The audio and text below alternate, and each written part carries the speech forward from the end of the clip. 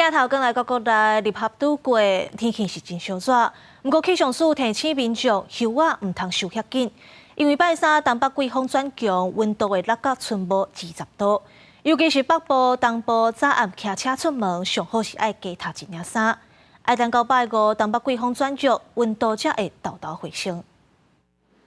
天顶高高的云是受到台湾北边海面风面的影响，不过气象署表示，这波风面对咱的影响无介大，敢若东部要注意拜一暗到拜二透早可能会落较大的雨，一直到拜三东北季风转强，才会有搁较高的水汽。除了东半部共款会受到上大的影响，其他地区也要注意准雨和西北雨。今天晚上到明天清晨这段时间，在花东这一带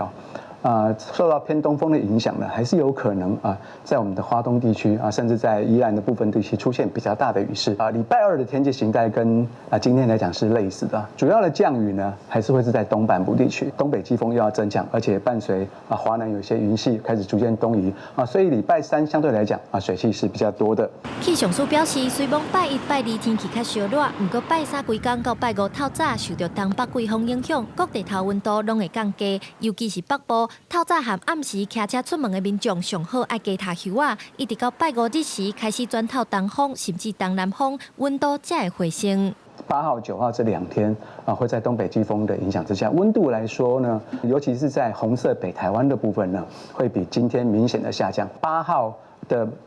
一整天到9到10号礼拜五清晨这段时间呢，